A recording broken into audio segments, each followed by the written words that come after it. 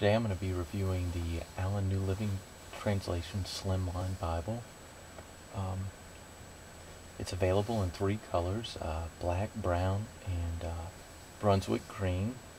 I'm going to be reviewing the green, of which there were only 50 copies produced, so this is fairly limited. Let's start with the leather. It's Allan's traditional Highland goatskin, which is super supple right out of the box. Super supple. Buttery soft. The typical Allan, beautiful, unique, quality leather bindings. Let's see here. It was bound in London at their London bindery. And it is a edge-lined glued binding, and it is Smythe sewn. The binding is also Smythe sewn for durability. But let's not get ahead of ourselves here. Let's stay with the outside. As far as markings on the outside, which pleases most people, there's nothing on the front or the back cover. All the markings are on the spine. We have Holy Bible, New Living Translation, and Allan. Let's see, there are also 5 non-raised ridges. For ribbons, we have 3 eau de Nil colored ribbons, or light green, but I think Allan went with eau de Nil is the color. Let's see, art gilt. It is a red under gold art gilt page edging. You can see it's the typical Allan vibrant art gilting. You can see the gold and the red under gold there. It goes quite nicely with the green. You would think maybe a bit strange in color, but it's actually beautiful, as every Allan Bible that I've ever owned is. Let's look inside here. So we have a leather lining, and it's green to match the leather exterior. It also has a matching green end sheets. An art gilt line runs around the perimeter of the interior of the cover. Let's see, and again, it is Highland goatskin, which is their softest, most supple goatskin. It has a yap. Allan listed it as a semi-yap, but this bad boy is yapped out, which I love. I'd say it's a full yap. I mean, look at that. Boom. Boom. Overlapping. Beautiful stuff. Just that old world, beautiful character of Allan. Thank you, Allan, for doing that. Let's see here. Let's take a look inside. So we've got our end sheet. We've got a few more pages. They're unlined. They could be maybe writing paper. Then we have a presentation page, on the back of which is a quote from Psalm 119, verse 105.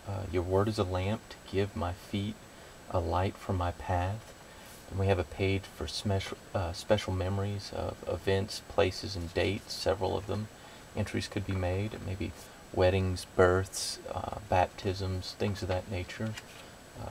Favorite verses. And then it just begins into the typical Tyndale House large print New Living Translation text block. So let's take a look at the text here. It is a double column text block in 10-point font, which is very, very large print, nice for reading. It actually does have references. They're down at the bottom, so there's minimal number of references, and they're at the bottom, so they're not distracting from the text or detracting from the readability. I feel like the printing here is done a good job in large print text, not cluttering with the references, and making the most use of the page so that you could really get the text to stand out and make it readable. I'd say the only thing working against it is the actual paper quality. This is printed in China. It's bound in London, but it's printed in China. And not that everything printed in China has ghosting issues, but most of them have an inferior paper, which leads to ghosting issues. I've seen some China prints on a French milled paper, and they looked, quite frankly, just as good as a U.S. printed Bible on French milled paper. So you do have some ghosting, as you can see here, but because the text is without clutter and so large, it's doable. It's very readable. Let's see, it is a red letter edition, so when you get to the New Testament, those words that the publishers thought belonged to Jesus Christ are in red. Sets them off. Some people like this, some don't. Very large, bold chapter numbers, setting them off. Let's see here. There is a dictionary and concordance combined in one. So it says, let's say Bethlehem. It's a noun, a city about 5 miles south of Jerusalem in the hill country of Judah, the ancestral home of King David and the birthplace of Jesus Christ. And then it's first mentioned in Ruth chapter 1 verse 19, and it goes through and lists what a typical concordance does. But interesting that it's both a dictionary and concordance.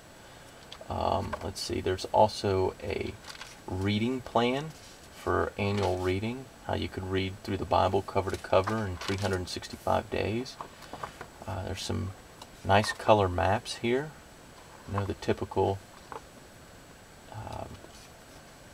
Middle East in the time of the patriarchs, the two kingdoms, united and divided, as well as some of the Assyrian and Babylonian empires, some locations of where Jesus Christ preached, and then the travels of the Apostle Paul. We've got another three sheets here. Could be used again as unlined writing paper, and another end sheet. It's really just a beautiful Bible. Allan's done another great job. I did notice on Facebook that when the gentleman that now runs R.L. Allan had posted some pictures, that it came out looking brown. And sometimes that happens with lighting or the camera itself or whatnot. I'm no picture expert, but I've tried to put it here on this brown table to get a contrast. I've got some other Allan leathers here that may help us. This is an Allan pocket journal that's in tan Highland goatskin, and hopefully you can see a contrast there. This is clearly a green. I would call it maybe a deep sea green. It's labeled a Brunswick green. That's fine too, but it's clearly not this tan. Here we have a Allan pocket journal in chocolate brown Highland goatskin. And as you can see here, there is a distinct difference between brown, tan, and the green. Here's a caramel tan pigskin Allan journal. This is not the pocket size. This is the full size journal. And as you can see, we've got caramel tan, we've got tan, chocolate brown, and green. And as you can see, it's quite different. The green is.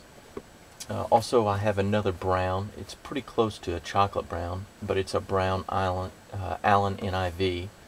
And as you can see, there's a distinction here. This is a lighter brown, and up against the green, you can see how it's green. It's just a beautiful, unique green.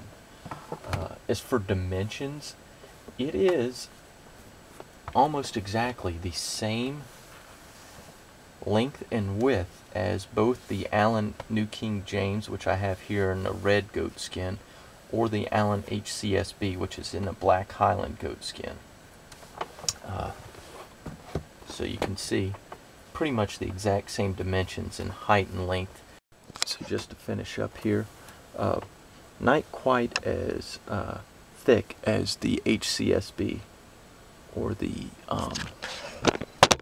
New King James. Not quite as wide, excuse me, or as long, but it's a little bit thinner, so it really is extremely supple because of that. I thought the HCSB would be the most supple Allan ever, but this is turning out to be a challenger. So, buttery smooth Allan as usual. Alright, hope you enjoyed the quick review. Good night.